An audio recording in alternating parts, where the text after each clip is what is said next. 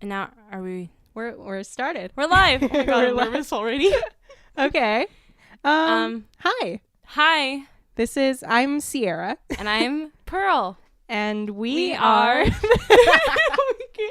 That didn't work out well at all. Okay, we are the Jane Does. We're the Jane Does, in case you didn't hear that.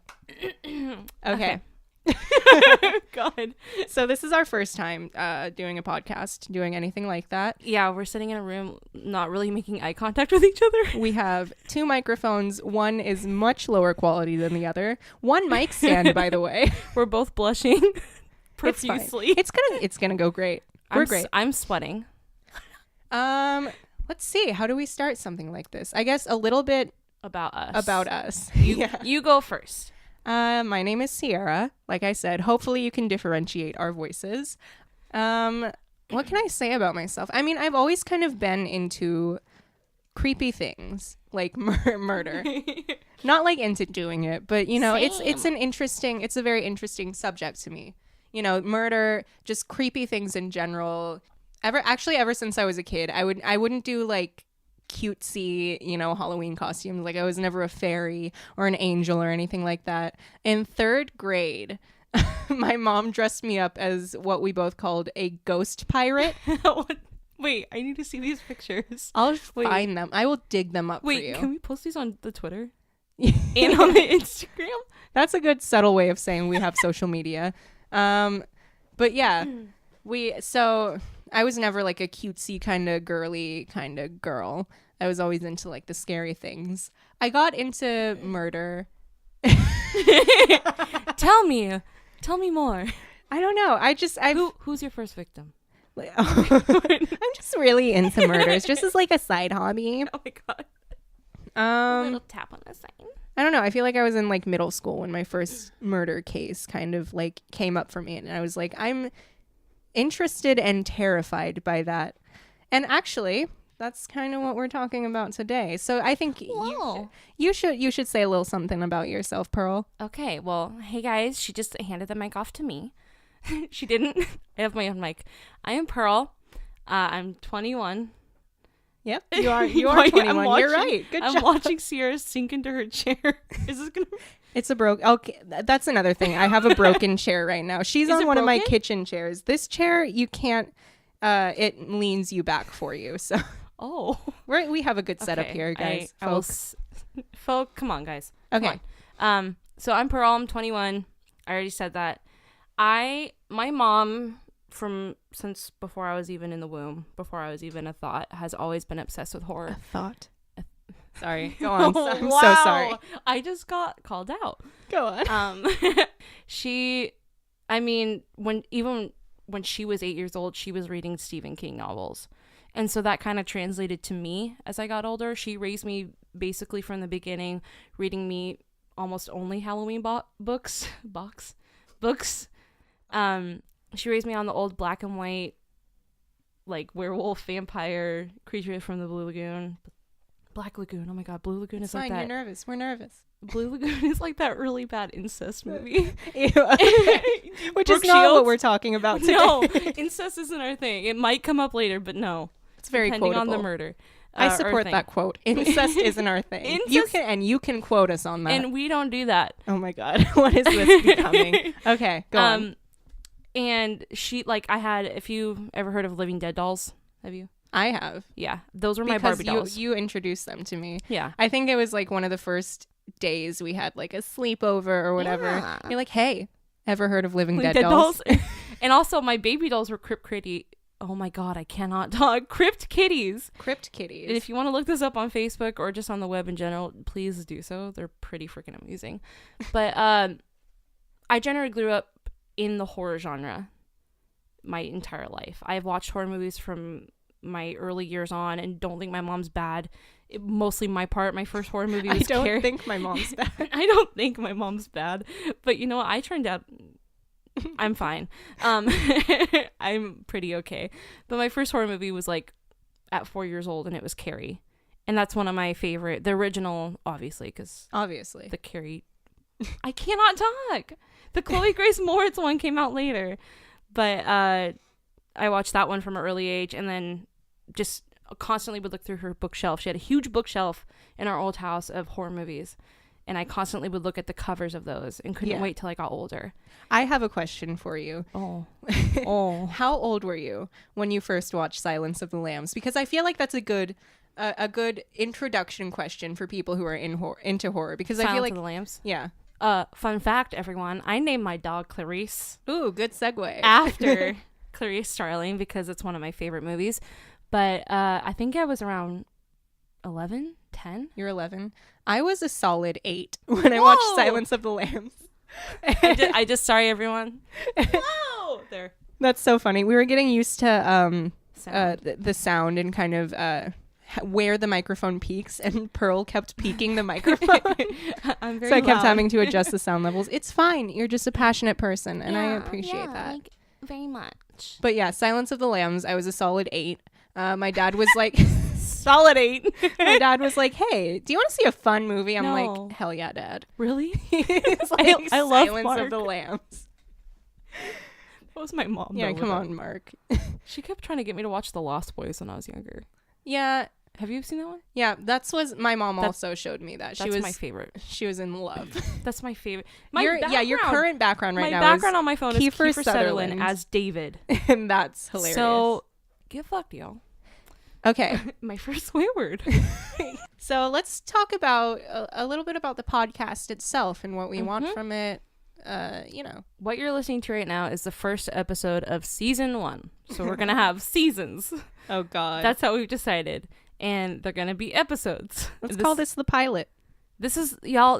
We're waiting. We're gonna see if we get the green light to go on it by ourselves from The ourselves. green light. Do we green light this? No, I canceled it.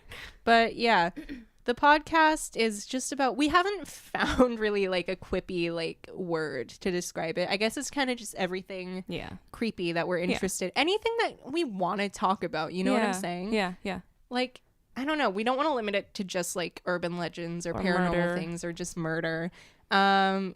It's whatever we find interesting anything- that's just depressing. Anything that we find Negative. interesting that revolves around horror, supernatural, death, bodies, whatever. Yeah. Missing people. We're just two weird gals from California just who want to talk two- about Just two creepy girls. just two creepy girls who want to ruin your day. We want you to suffer as much as we do with these thoughts in our head. And suffer you will.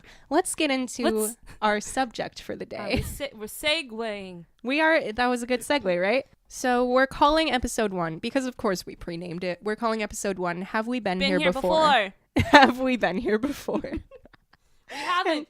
And it's about basically the first thing that we remember that kind of stuck with us. The first, I guess in this case, it's our first murder case. Introduction, as I call it. Yeah, the introduction to murder and just negative.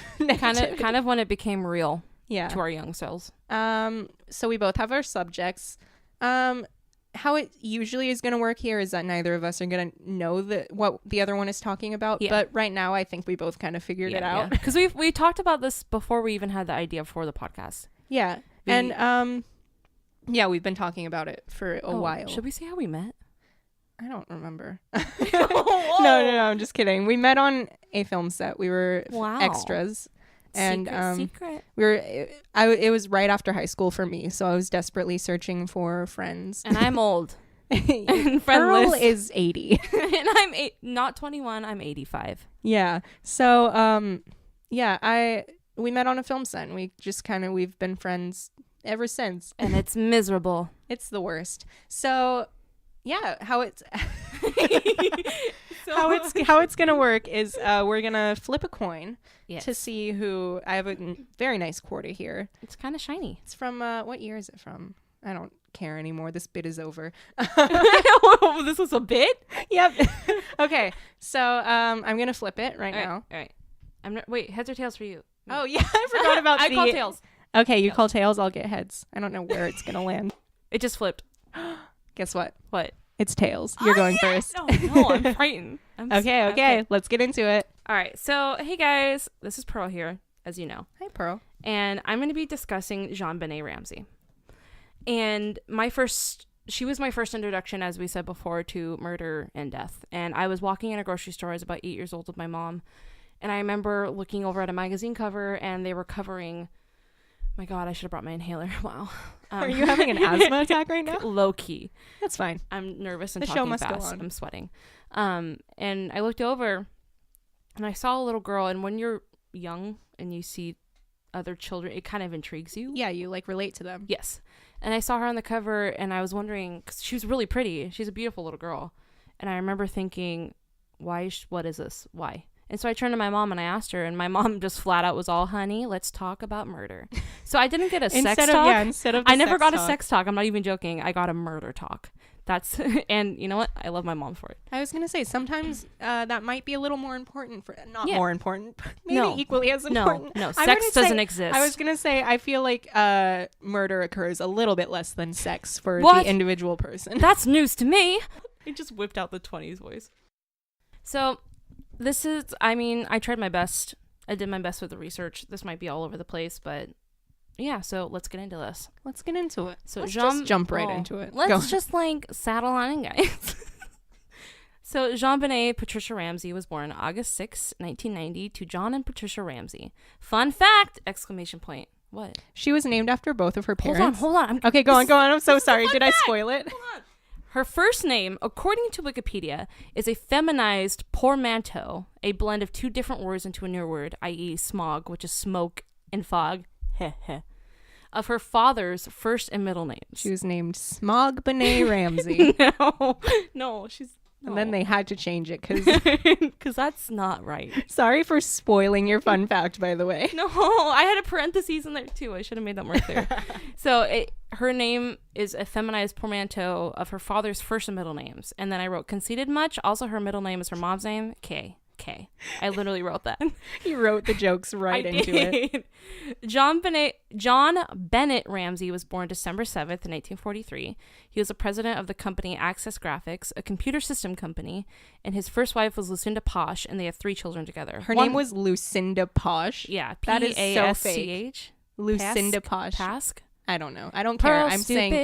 I'm going to say Lucinda Posh because that's a ridiculous name, and I love it. Okay, don't correct me, anyone. I'm right every time. So that's how it works here. We're right every time. No corrections. If you look it on the internet and it says something different, they're wrong. We're right. They had 3 children together, one of which, Elizabeth, their eldest, died in a tragic car accident at the age of 22 in 1992. The couple then divorced in 1978. Wait, how old is this guy? I don't care. I don't know. He's still alive, though. Wow. Spoiler alert. Spoiler alert, the dad isn't murdered in this one. So, John and Patricia married on November 5th, 1980, and later had their 2 children. Their eldest son, Burke, born in 1987, and their youngest, our topic today, JonBenet. Wow, Pearl, good writing. That's good. 6-year-old JonBenet was found on December 26th, murdered in the basement of her Boulder, Colorado home about 8 hours after she had been reported as missing. It gets kind of messy regarding whether she was actually murdered on the 25th or the 26th, as no one really knows. On her grave, it's marked as the 25th, though some say that the Ramseys did this on purpose to dramatize the situation even further by making her death on a national holiday. How nasty. Right? And then others think it was because of a Christian dedication, but I couldn't really find anything more on it. Yeah, I would say the first speculation is very nasty, but another thing is that it's right. just a speculation. You know what I'm saying? Yeah. Well, I don't want to automatically. No, I'm going to say a lot of reportedly, supposedly, she claimed, because I'm not about to get sued. I'm poor. I'm not about to get sued by the Ramseys. I'm poor as hell. Or Ramsey. Oh, spoiler alert. Spoiler alert. So, although I found one commenter on a site, I didn't cite it, oh my God, during my research, and I can't remember where I wrote that right into I wrote it in, said that by the time it became necessary to order the actual gravestone, the coroner had not yet established her time of death. Oh. So it was really kind of hazy in those in-between moments between the 25th. They just wanted to kind of hurry it along. Yeah. So it was really hazy in between the 25th and the 26th. Honestly, though, in my opinion, the Boulder Police Department did such a shitty job with this case. Her time of death was probably written right into the crime scene, but we all know how that got real fucked up. Yeah. It got real messy. I feel like a lot of these unsolved murder cases specifically, there's a big problem with bad police work, horrible police work. And it's not every case, but it's very common, and it's kind of Yeah. It's not every case, but it's not majority. It's not every case, but it's don't sue us. I don't want to get sued. Okay. I didn't say that. I claimed it. Because that's the kind of similar to my case too. Was there was a lot of faulty kind of police work. Shitty police work. Yeah. I'm gonna say faulty so I don't get sued. Pearl doesn't care. Okay. Let's get back on track. We have a lot to cover, guys. Like a lot. I can't believe I wrote that. I'm so stupid. I was kind of overwhelmed researching this. So Wikipedia is officially like sweating typing. I literally wrote this. So JonBenet's official cause of death was reported as asphyxia and TBI, which is a traumatic brain injury. Oof. A TBI is when an external force injures the brain and can be classified based on severity, mechanism, and other various features. JonBenet was found with duct tape covering her mouth and a nylon cord wrapped around her wrist and neck. Her torso was covered by a white blanket. I think everyone is... Oh my god, I hate myself. Just reading what I wrote. I think everyone is pretty familiar with the BTM. BTM is a fancy acronym I made up for before the murder. Because I'm clever. I'm not even shitting you. Look, I wrote that. The FBI is going to contact you tomorrow. That's genius. Our word.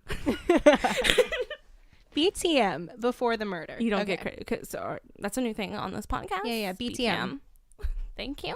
It's official. Anyways, let's create a timeline. Again, I hate myself. Patsy claims the family wakes up at around six-ish probably. Six-ish? Six-ish. Six-ish. Six-ish. Can I do it right? Okay. I've drank a lot of coffee. I'm sweating. So six-ish probably.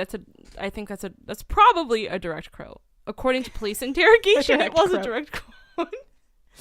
Oh my god, I'm choking. At some point that morning, John leaves to go check on his plane at around 12 o'clock noon. Did I mention he owns and flies planes? Well, I just did, so go off, I guess. I can imagine you at like 4 a.m.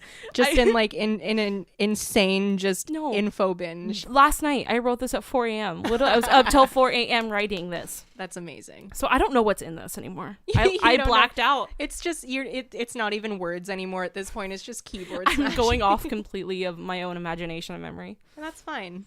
Okay. John returned around 2 to 3-ish. It was then at around 5 or 6 that the Ramseys embarked to the White Xmas party hosted at Fleet and Priscilla White's. Wait, okay.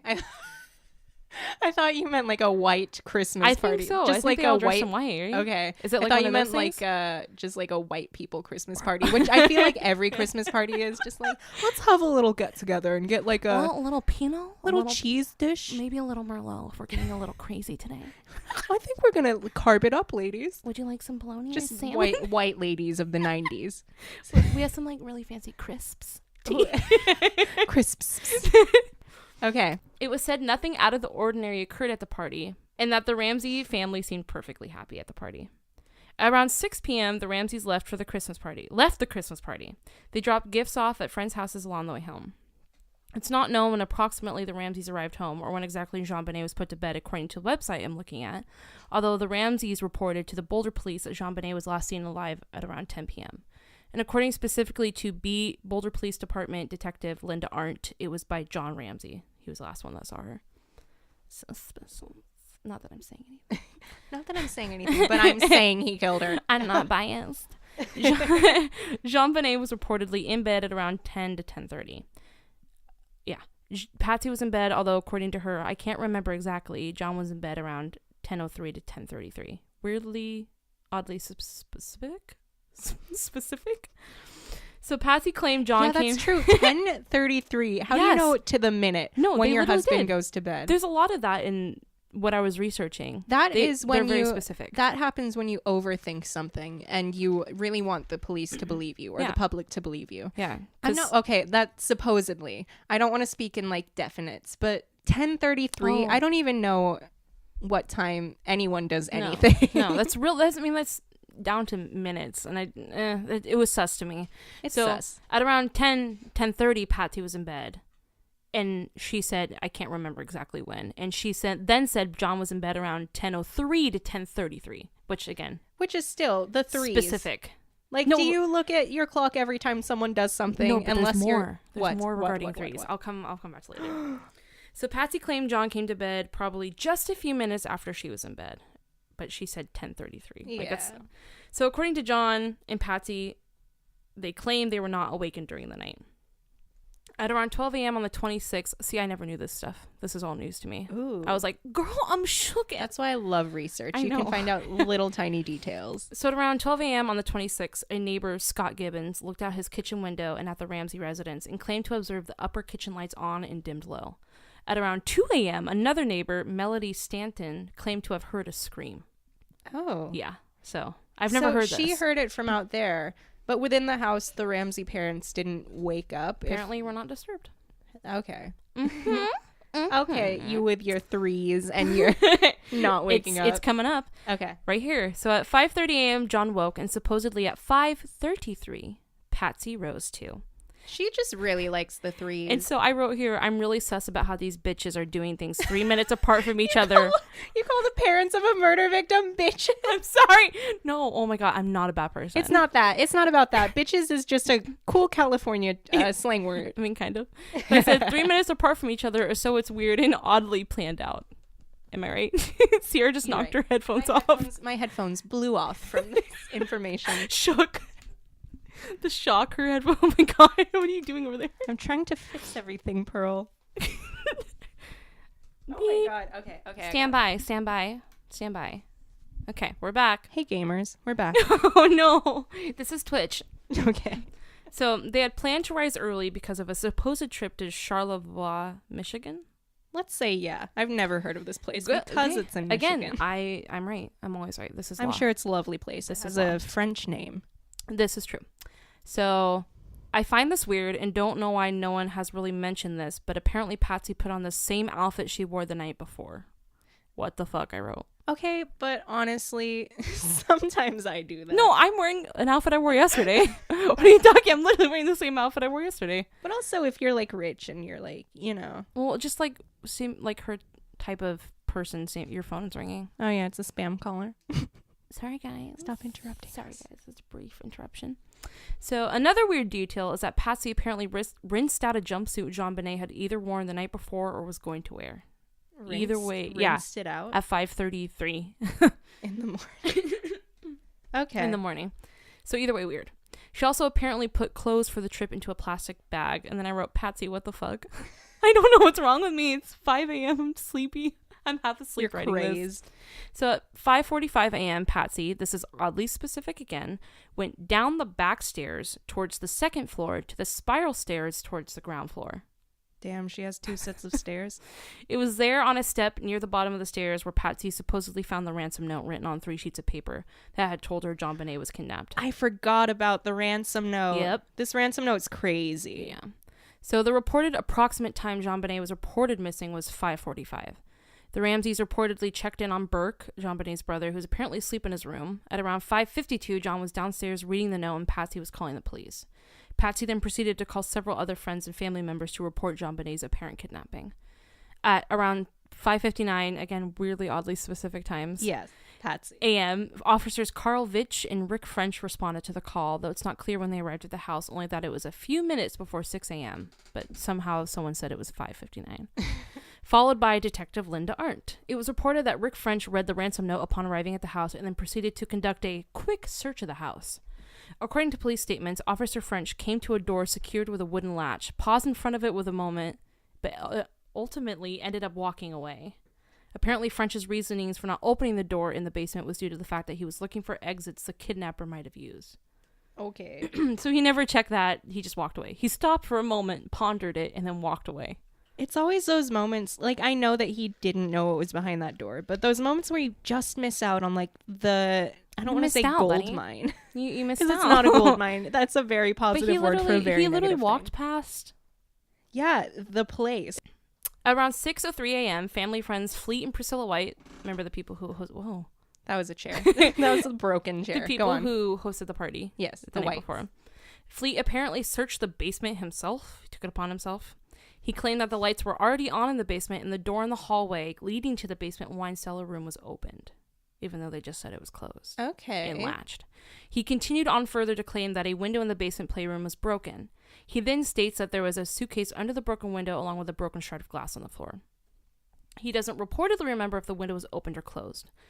And then supposedly, again, really specific with minutes, supposedly at 6:06 a.m., Fleet White actually opened the door to the wine cellar where JonBenet would later be found, but could not see anything inside because it was dark and he could not find the light switch. Of course. That's so strange. So confusing. Also, pause. Okay, we're back. Sierra had a pee-pee break. Ew, I hate that word. I'm sorry. I had a venti iced tea before this. I'm chugging a venti vanilla latte right now. Okay. All right, so let's hop back in, guys. Hold on to your pigtails. Who do you think our listening base is? Just cowboys and like prairie girls. Okay. So we could not find the light switch in the wine cellar. Do you remember? Yeah. Okay. Yeah. So contrary to proper police protocol, the police on the scene did not seal off any of the Ramsey's house, with the exception of JonBenet's bedroom. Basically, anyone in the Ramsey household could and did roam freely around the home during the investigation. That's crazy. Which we all know is super fucking important because it's prime DNA sample time. Yeah. Am I right? Yeah, you are right. What did they have? Yeah, it's the 90s. They had like DNA stuff. That just like drives me insane. This was handled just really wrongly. Okay, anyways. So at 7 a.m., Burke, my phone is... Don't check your text. We're on a podcast. I turned off the sound. Wow. Okay. I'm being attacked. Okay. In my own house. Nope. I don't live here. This is my house. I claimed it. So somewhere between 7 and 8 a.m., John Ramsey... So at 7, Burke was awakened and dressed and then taken to the White's house by Priscilla White. Okay. And then somewhere between 7 and 8, John searched the basement alone. He reported to have found the broken window and said it was partially open. He also claimed to have seen the suitcase as well, but said it belonged to the family and that it was usually stored in a different place than it had been. Plaintiff Chris Wolf theorized that perhaps John had actually already found JonBenet's body at that time. Many people also speculate, though, that John had to have visited the basement before any officers had shown up in his craze to search for JonBenet. So we don't really know what's going on in this investigation, basically. Kind of chaos. There's like, the timeline is so sketchy. It's like written in there, but like there's so much in between. So at around 7:30, the ransom sum was collected, which was approximately $118,000. Which is also a very specific number. Which was apparently John's Christmas bonus. So the exact murderer knew the Christmas bonus? Yes. Or I mean, at this point, the kidnapper? Supposedly. I mean, it's kind of alleged that because that's the exact amount that is purported to have been John's. Strange. Uh-huh. I'm smiling slyly off into the sunset. Thank you. Sunset. It's like 2 p.m. It's exactly 2:09. Exactly 2:09. So at around approximately $180,000. Another weird detail, but apparently the same neighbor from before, Scott Gibbons, claims to have gotten up around 8 a.m. and reported to have seen a basement door leading into the kitchen area wide open. So it's that guy who saw the kitchen lights on earlier. Yeah. So it was only at 10:30 a.m. that JonBenet's bedroom was finally sealed off. Finally. Like the whole house, like officially sealed off. It was reported that the police officers did virtually nothing to protect the integrity of the crime scene. This is an official quote. They cordoned off JonBenet's bedroom with yellow and black crime scene tape to preserve whatever evidence her abductor may have left behind. But strangely, they didn't seal off the rest of the house, also potentially part of the crime scene. At around 1 p.m., Detective Linda Arndt reportedly wanted to give John something to do, as he was apparently just, like, anxious and pacing, and wrote in her police report that she wanted to keep his mind occupied. She told John and Fleet White to conduct a top-to-bottom search of the entire house to see if they could find anything. Again, like, I just, I don't know. That's to send the parents into the potential crime scene. Yeah. Messy. Apparently, John led Fleet straight to the basement once more, where they examined the broken window. John then randomly decided to claim that he broke it a few months ago. Okay. The fuck? Also, going back to the whole, they only partitioned off, is that the word for it? I don't know. Cordoned off JonBenet's room. They don't know that the body is in the house yet. So, no, they don't. So it's kind of like, I don't know. But the whole house, like, he had to have, the supposed abductor had to have gotten in somewhere, walked around. Yeah. Footprints, fingerprints, anything. That's true. That's true. Usually in standard, even back in the 90s, they cut off. Even back in the in old the prehistoric days, 90s. the prehistoric days when dragons still existed, they cordoned off the entire That's house. true. Like they kicked everyone out. Okay. This was just very strangely handled. It was in at 1:04 p.m. when JonBenet was officially found. She had, as we've already established, duct tape covering her mouth, a cord wrapped around her neck that was attached to a wooden garrote, which is like a handmade necktie thing. Okay. Like, I I looked it up because I didn't understand, and I don't want to ever see those pictures again. Yeah. Oh my God. And her hands were bound over her head in front of her. Her torso was again covered by a white blanket. John Ramsey reported that all I could do was scream and try to attract attention. God, that's awful. Like, I can't even imagine.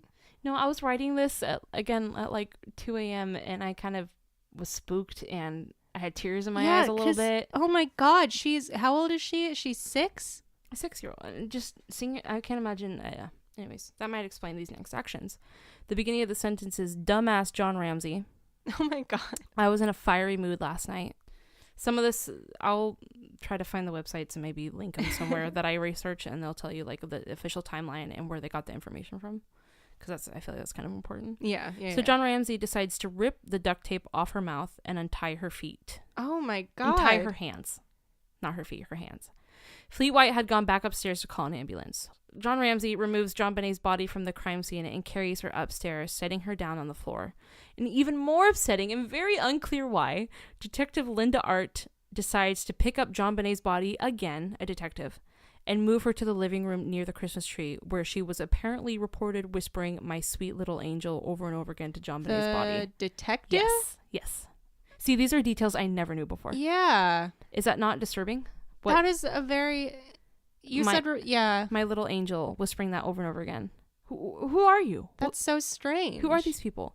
I could see how it's shocking to find a 6-year-old, but to break protocol and do that, like, that's just unheard of. I don't know. There's so many weird, wrong things in this case that were handled just strangely. I would say. So, to round off this fuckfest, friends decided to carry, because it was just like, I kept reading and I was like, oh my God, how is this, like, all this keep happening? It was a fuckfest. Decided to carry Patsy over to so the friends decided to carry Patsy over to JonBenet because apparently she was so... And where she then threw herself over her daughter's body. Detective Linda Arndt then proceeded to call for backup, reporting a code black over the police radio, which is a police lingo for murder. Fun fact! ! It was only after JonBenet was found that the police finally secured the entire home as a crime scene, and everyone was moved off the scene officially. It was finally around 11:30 p.m. that night that JonBenet's body was removed from the home. Wow. And that's the entire timeline of the murder. So now we're going to jump into theories. Okay, let's jump into theories, because that was already a roller coaster. So I'm doing like a dive movement. Yeah. So let's get into the theories. What? Full on dive. Oh, I thought you said hold on. I was like, no. Don't stop me now. I'm like, I don't want to know. Okay, go on. And so these theories, I just want to clarify again, nothing is official. No one's ever really been... No one's been arrested theories. For this. They're all theories. The word theories. So the first theory is, of course, John Ramsey and Patsy Ramsey. The theories mainly stem from the very, very weird behavior they exhibited throughout the entire ordeal. John and Patsy single-handedly destroyed every major piece of evidence that could lead to JonBenet's murder being solved. Extensive testing was done to compare Patsy's handwriting to the writing in the ransom note, and if I'm right, I think it was a 50-50 between analysis, different ones, on whether or not it was for sure her hand. And apparently, this is very disturbing. Apparently, there have been claims that JonBenet, leading up to the murder, had been a consistent victim of sexual assault. Oof. I didn't know that. There have also been claims that John Ramsey is connected to a huge ring of pedophilia and child pornography. But again, I do not want to... Yeah, these are still just, claims. They're claims. And that's just... apparently, she went to a doctor. Yeah. And he said these things... He found that she'd been being sexually assaulted. And these are other, details. I'm like, why haven't they been brought to light or anything like that, you know? Yeah. And I think a large part of it is that they are just speculation. Yes. If there was more solid evidence... Oh, I hit my hand, sorry. If there was more solid evidence, then I think that they would definitely be more prominent. Yes. And in 2008, they were both officially cleared of any involvement. The second theory is, of course, Burke Ramsey. Although he was only 9 years old at the time of the murder, many believe that he killed JonBenet with a flashlight.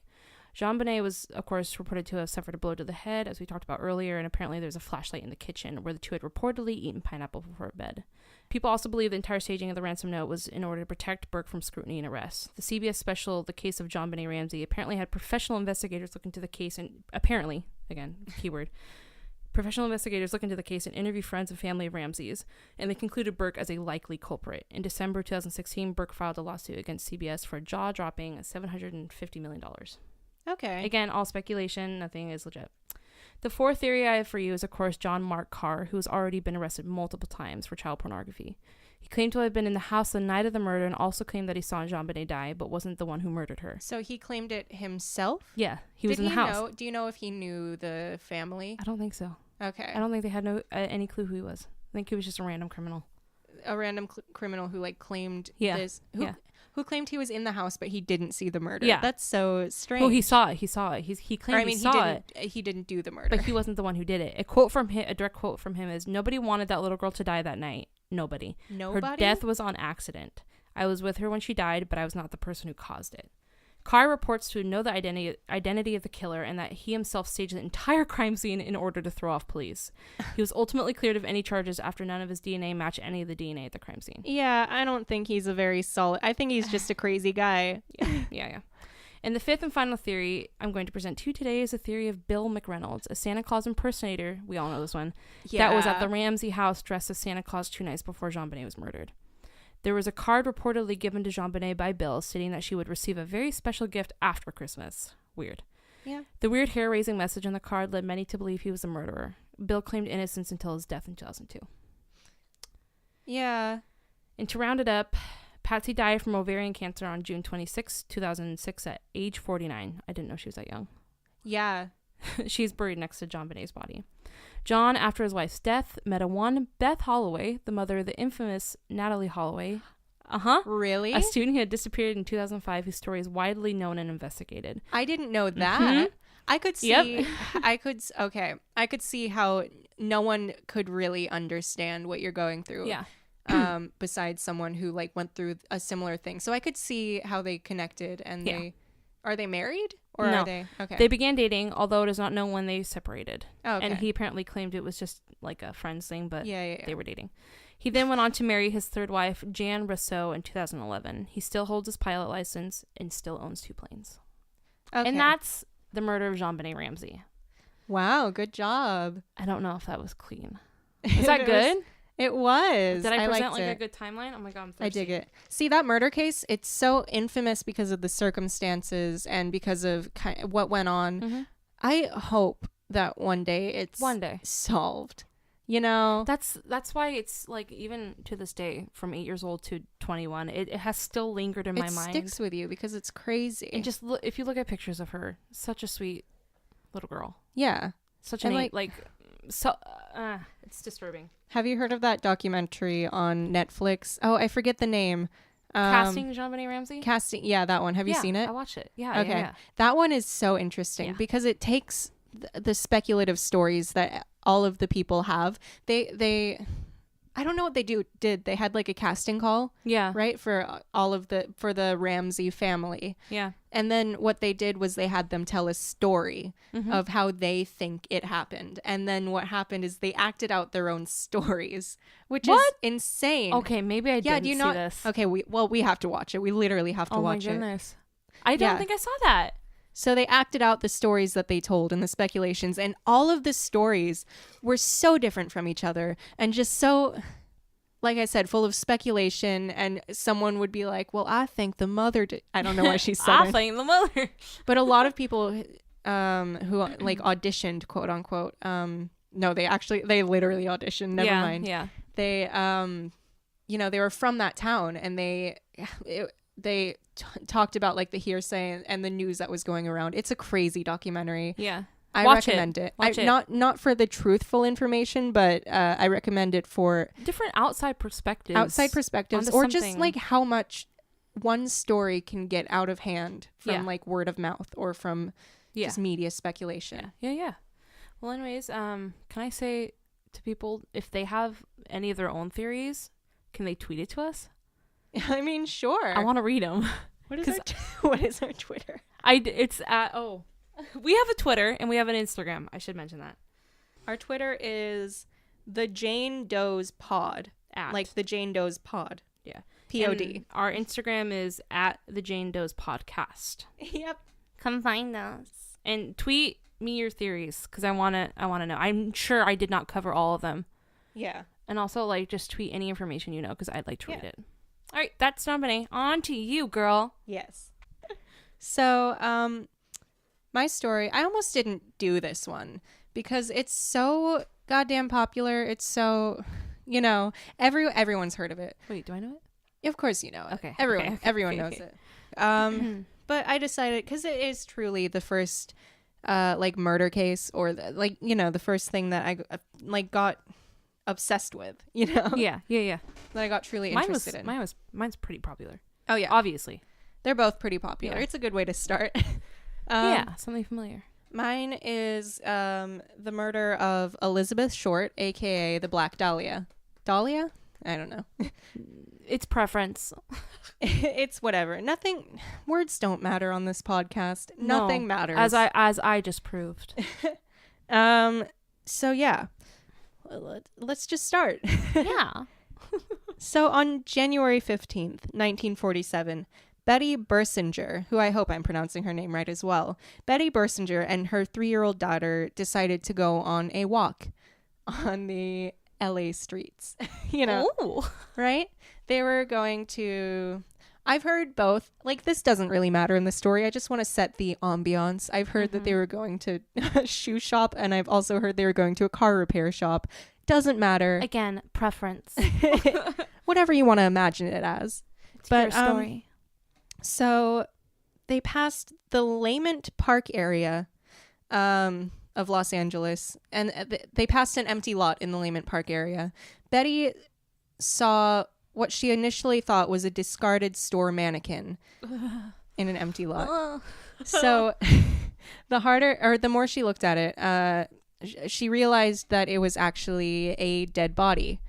So God. Yeah, of course, Dude. she freaked out.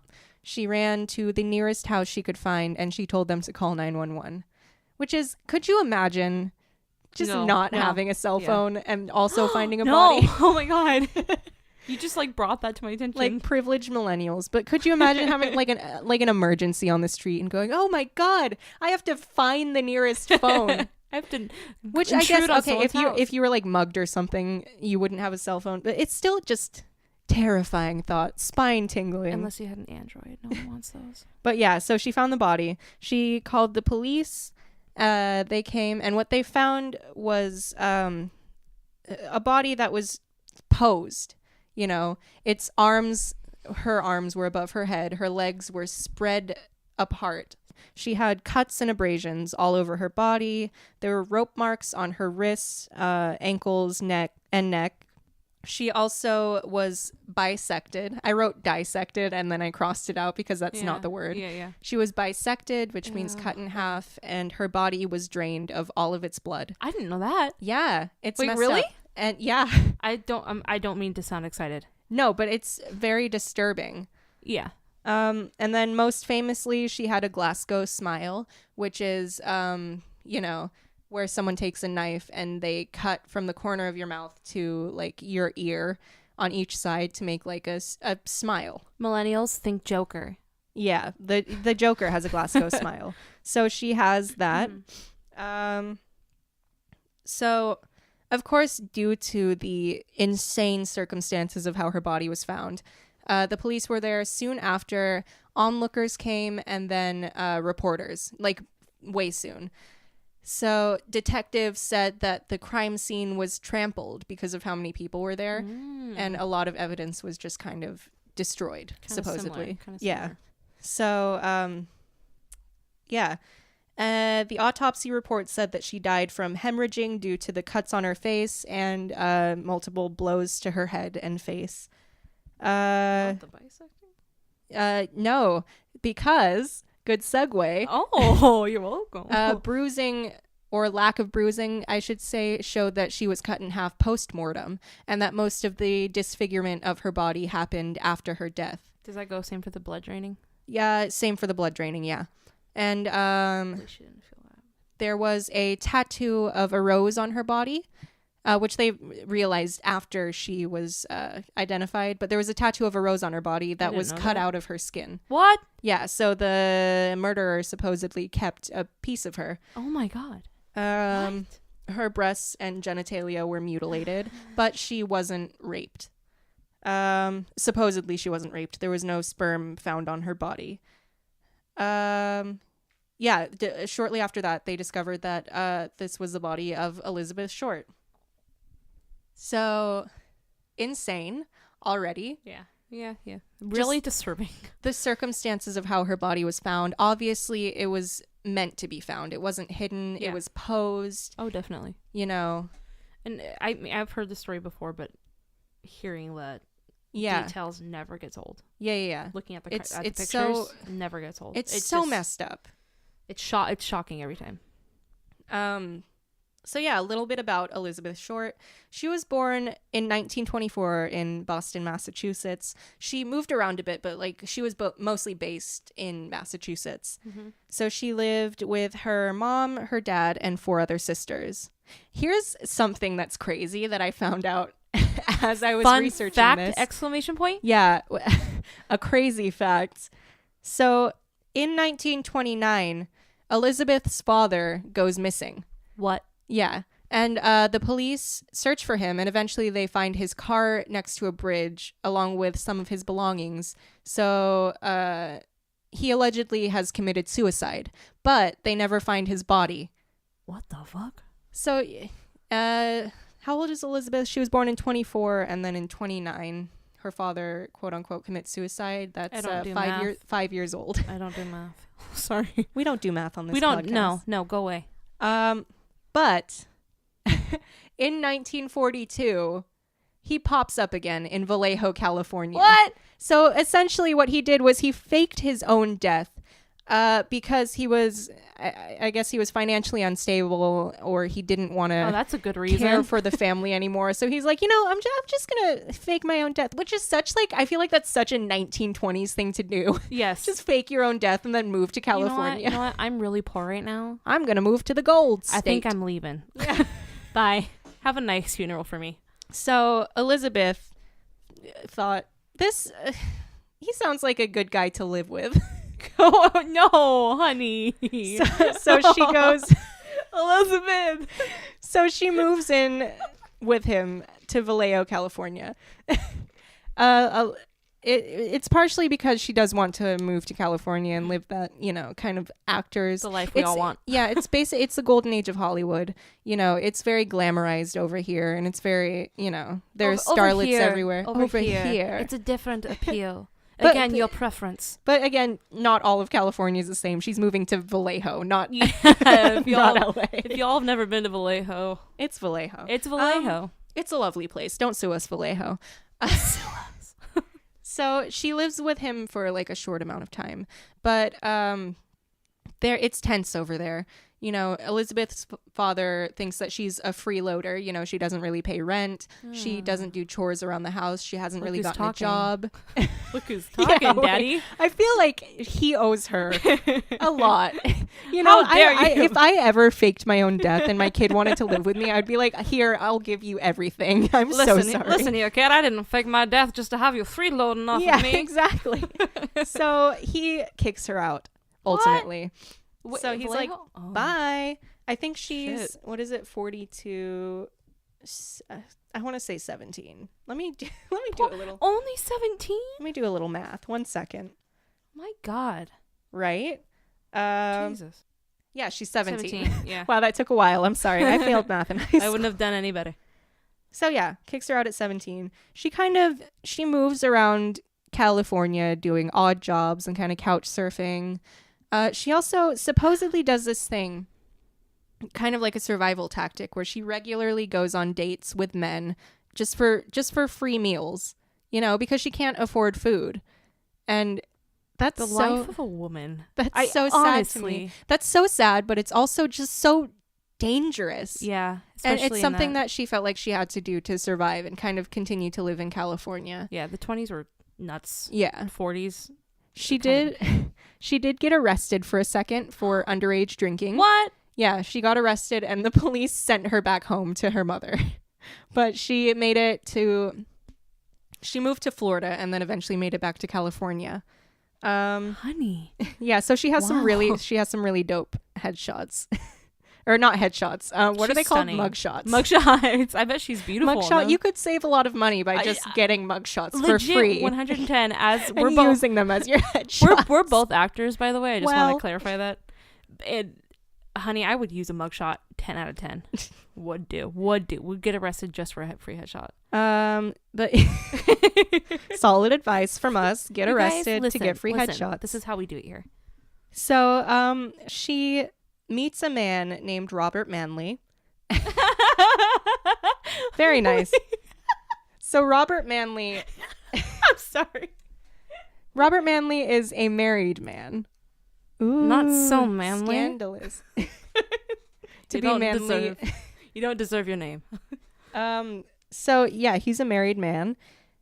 He later claims that they had never slept together, which no, I'm kidding. It's speculation. This whole podcast is speculation. So they're just the best of friends. Just the closest friends who have dinner together behind his wife's back. Like very, very close. Very organic. We're organic. So just organic friends. We're organic in California. So yeah. On January 9th, she asked, I put it in quotations. I said she asked her quote unquote friend, Robert, for a ride to the Biltmore Hotel. So that was January 9th, and according to various reports, that is the last time she is seen alive. So January 9th and January 15th, that's a 6-day kind of blank spot for her, where no one really knows where she is. Yeah. There's like kind of reports like, oh, I saw a black-haired woman walking down the street, and that's just not really solid enough. That's I have black hair, y'all. Yeah, everyone has. There's only one person in the world with black hair, and that's me, goddammit. So, yeah. Sorry. That's the last time she's seen alive, reportedly. 6 days later, obviously, her body is found. And the media goes crazy.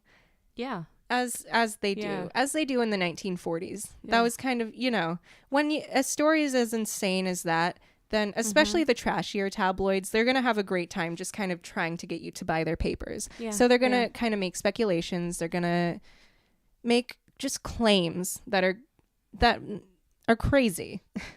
It's kind of like with the JonBenet case. Just they will get their hands on anything and exploit it to hell and back, just for the cause of the news. So for a short amount of time later, 9 days after her death, the Los Angeles Examiner was sent a letter. The letter wasn't handwritten. It was made out of like cutout words from magazine. Oh my goodness. Yeah, magazine things and like movie posters, which is the most stereotypical. Yeah. Like, of course that happened. I want my wedding invitations to be that. Just cut out words. Like my wedding invitation. You will come to our wedding. Everyone's like, whose wedding is this? It's mysterious. You have to figure it out on your own.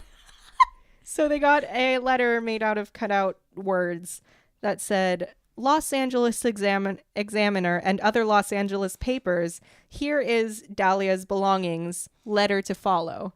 And along with that came an envelope with the Black Dahlia, or Elizabeth Short's social security card with her address book and like photos, like clip out photos of her.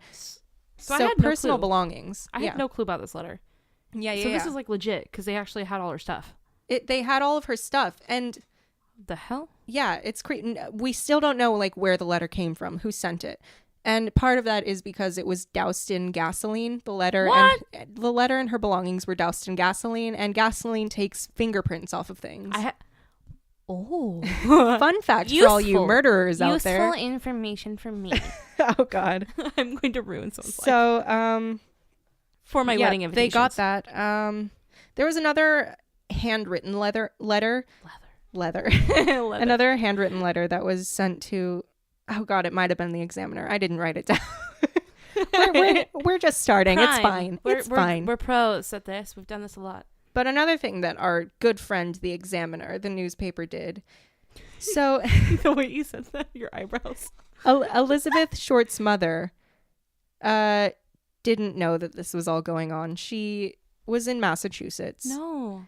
So what happened was the Examiner called her Elizabeth's mother, and they told her that Elizabeth had won a beauty contest. Are you joking? No, I'm not joking at all. They Are you told her shitting me? she had won a beauty contest, and they just wanted some information about Elizabeth to write in their newspaper.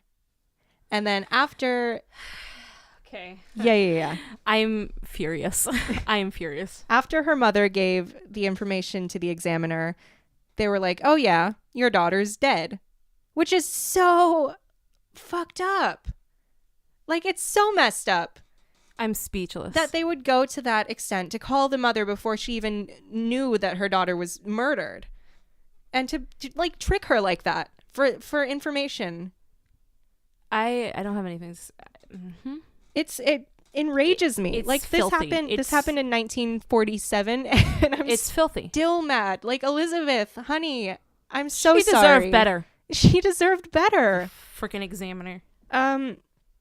So yeah, they got that information from her, but there was a ton from other magazines and stuff. There was a ton of speculations. Elizabeth was called so many names. Like, she was labeled as promiscuous. She was called a seductress. Of course. There was a rumor going around that she was like just like a cold lesbian woman. Like, there were rumors that she was just a lesbian. That's who not went a around, bad thing. Who went around and like tricked men and just hung out in lesbian clubs. Cold lesbian woman. That's a good descriptor. That's not an insult, honey. I know. That's We all aspire to be a cold lesbian woman. I wish. But yeah, they called her, they claimed she was a prostitute, that she like slept with men for money and food, which she was not a prostitute. No. The LA Times labeled her murder a sex fiend slaying, saying that she was a sex fiend. Why? Because that's how you get people to buy your papers. I'm mad. It's all men writing no these journalistic things. integrity. I guarantee it's probably all men writing this. I mean, it's the 40s, so maybe. Sexism is alive. So there were also papers that claimed that she was like tortured leading up to her death, like 6 days of torture, and it's just not. It's all speculation. It's insane. So her character, she was going through like a character assassination, even though she was the murder victim. Dead, even though she's dead. She was dead. She was the murder victim, but like, she was still being attacked, even in death. Yeah. This poor girl. Oh my God. So that happened. All of that happened.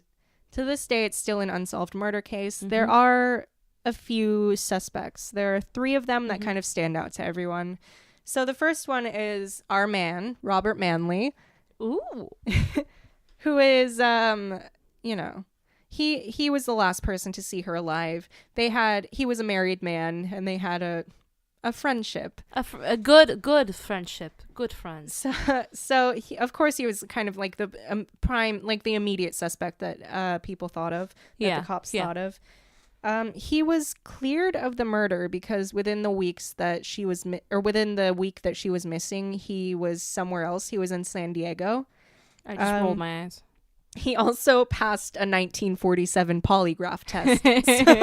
Emphasis on 1947. Yeah, so they're like, this guy's fine. He passed a polygraph test. He did it. By John, he did it. He never fully trust a polygraph test. No. Oh my God, No. guys. Trust DNA. Trust DNA. Trust solid evidence. Polygraph tests are so flawed in what they do. Be helpful, but like, y'all, DNA. But yeah, evidence. He passed a polygraph test. They cleared him.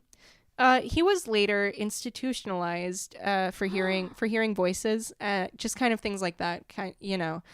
Wow. Or he was later, he was institutionalized because he said he heard voices. They administered a truth serum to him. Oh, yes. 1947. You know your truth, Charlie. You got to take the truth serum. You're not going to get the truth any other way. So, yeah, they administered a truth serum to him. And he didn't confess to the murder. So, of course, he's not a suspect anymore because of the magical 1947 truth serum. We're going to sell it. We're taking it. We're branding it. So, the second suspect, this is a really short note for me. His name is Joseph Dumaze. And he confessed to the murder. He was like in tears. He was broken up about it. He's I like, had no oh clue my that God, I murdered Elizabeth Short.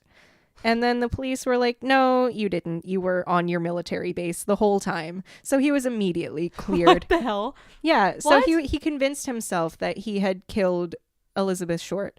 What? Which is such a understand. crazy thing. False confessions or like from your own mind. Like that's insane. But the only note that I wrote for him was Joseph Dumays, literally not even there. And then I moved on. Rob, that's like my guy. Rob, the car dude. The car dude. The car. Yeah. You weren't even not even. You weren't even there. Okay. Does he even go here? So the third guy, and the guy that I think a lot of people are the most convinced that he did it, was George Hodel. Ooh. That's a name. Most people think he did it, including his son. His son is convinced that he murdered Elizabeth Short. He even, I believe, wrote a book about it, and he spent kind of, I'm not sure if he's still alive, but he spent most of his life after he retired from the police force trying to spread the news that he thinks his dad killed Elizabeth Short. So he dedicated his life. Yeah, basically, to proving his father was a murderer. Is anyone listening? Did anyone take it seriously? It got like super. Yeah, everyone. Not everyone, but a ton of people took it super seriously, and it's because there was some solid evidence. Wow. Why is it?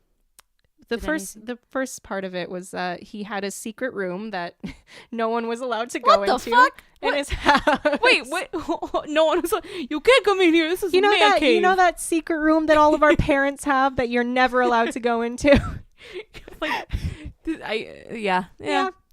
So he had a secret room that no one was allowed to go into. He also had medical experience. I believe he was a doctor.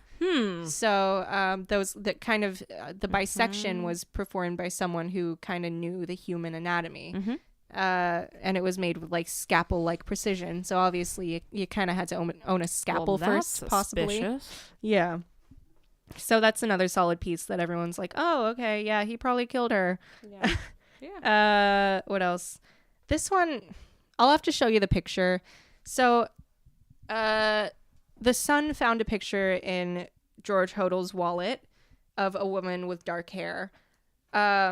He sent it to like a facial examiner, a forensic analyst. Yeah. And the first forensic analyst said that there's it's 85% not a match to Elizabeth Short. So he's like, that's not satisfying to me. And you know. So he sent it to a second facial analyst who used like, I guess, a different kind of technology. And they said it was a 90 to 95% match to Elizabeth Short, which is very different. So what's the truth? What's the truth? But again, it's all about preference. Yeah, it ended up just being inconclusive. They did like a handwriting analysis for the handwritten letter that was found. Yeah. And it was also found inconclusive, but it does look kind of similar. Like, you know what I'm saying? Yeah. Again, like the Patsy thing. Yeah, it's kind of like whatever, you know. But yeah, that's who most people think. I honestly don't think he did it. Oh, another detail that I didn't write down was that the police sent cadaver dogs through his house, and they detected like the scent of a cadaver or cadavers like all over his yard. What? Ew! Ew! And you think he didn't? You know, I don't think he did it. Honestly, I think he's just definitely has a weird guy, possibly a murderer. You know, but just not this time. Just not this gal. Just and the Elizabeth Short murder remains to be unsolved to this day. As does the JonBenet. Yeah, and I don't know if it'll ever be solved. I hope it does. I think it's a case that no one's really... I mean, people are still looking into it. I don't know if the police force is necessarily looking into it anymore. Rumors about the mafia being involved. And there's tons of... I don't like that. Just insane rumors. As there will be. Yeah. But I think this case might remain unsolved. Yeah. And we both I don't know. There's only hope. I just realized we both did unsolved cases. That's true. And there's some unsolved cases are traumatic and they're scary and they're depressing and horribly sad. Yeah. And even though they happened so long ago, like with your case, I still think there should be frequent checkups and investigations into these things. I feel like there could always be more evidence found. There's always something that's hidden that just needs to be looked over again and again. I just like her poor mother, just how that she was found filthy. out. That was dirty. Yeah. If she could have had that kind of that closure, you know, I don't know, it would have been nice.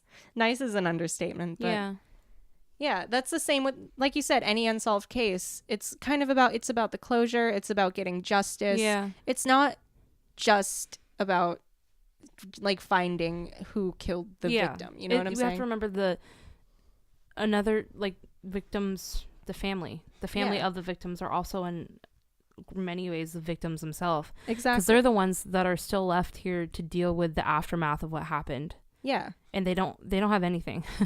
Especially in unsolved cases. They have nothing to hold on to. They have no body to bury.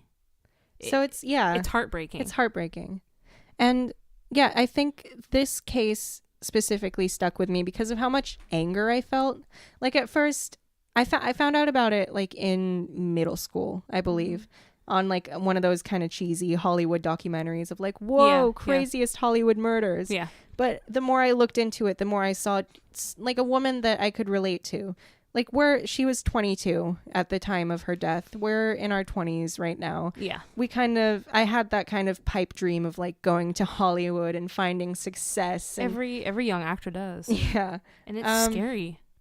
And just like being just a woman out there trying to survive. Maybe not doing the best she could to get like money and she didn't stuff. Have much help with her dad. You know, she was just like I related to her as a dreamer, I guess you could say. Yeah, I did too. Sip break. We just both took a solemn sip of our drinks. I have nothing left. It's water coffee right now. And just to see the way it reminds me a lot of like the Amanda Knox case, which I have to tell you about if you haven't. I know it, but I can't. God. I think I'm confusing it with Natalie Holloway because that's something that's on my mind right now. Yeah, Amanda Knox. Was she the one in Italy? She was. She was given the nickname Foxy Knoxy, which that's messed up. What gender was the person that gave her that nickname? I don't know. I don't care. You shouldn't do that. No. Like, if you do that to someone who's going through like being accused of being a murderer and everything, you just don't. Yeah. But yeah, just how easy it is to just lampoon someone's character because you want to sell a newspaper. It's gross. It's shocking. So that really, I don't know. It really got me interested in murder and in kind of, I guess, in victimhood and what it is for people. Like how people see sensationalized murders and how people take them and try to sell them. You know what I'm saying? Yes. If I'm saying that clearly enough. I want to say that's kind of what our podcast is talking about, these topics and bringing light to them and really kind of delving deeper into, I guess, also the sensationalism of media involved in stuff like this. Because I think it's really easy to forget that these are human people. Humans. They aren't just headlines that are murdered. Mm-hmm. They're not just bodies. Yeah, they're not just bodies. They're people. They have names. They have history. Complex life. They have history. And it doesn't matter whether they came from a very rich established family, if they're a sex worker. They're all people. They all matter. Yeah. There's not one singular person that doesn't matter. Yeah. So, guys, that was our first episode of our podcast. What do you think? What are we at? We're at an hour? An hour and 14 minutes into it. We can work with that. I hope you listened to all that. We hope you enjoyed it. We hope you had fun with us. We hope you don't sue us. Again, everything that was said between both of us, especially for me, because some of the people are still alive in my case. Everything is speculation. It's everything our opinion. are theories. Everything is speculation. No. I meant like theory. The theories, especially in the JonBenet case. Everything, we are just winging these stories as we go. We did no research. I wrote this. Yeah. thank you for listening. Is there anything else that you want to say to? Please like and subscribe. No. Yeah, for real though. We have an Instagram. We have a Twitter. Yeah, we have social media. We have an email. If you want to email us, just about anything. What are any of those? Okay, our email is, I don't know. We're here to talk about everything weird and gross and slimy and supernatural. Everything you guys are interested in. Yeah, too. tell us. Even if there's just one listener right now. Yeah. What are you interested in, dude or dudette or whatever you gender-neutral want dude? to be? We love everyone. So our Instagram again is the Jane Doe's Podcast. Twitter, the Jane Doe's Pod. The email is the Jane Doe's Podcast @gmail.com. Hit us up. Tell us if you hated this. Tell us. Please, no, I'm fragile. I'm a millennial. I'm fragile. I will cry. Heartless. Ruin me. Drag her. So yeah, this was Sierra. And this is Pearl. I'm annoying. Oh my god. And this was episode 1 of the Jane Does. The Jane Does. Have we been here before? Thank you guys. Thank you. Bye. Bye.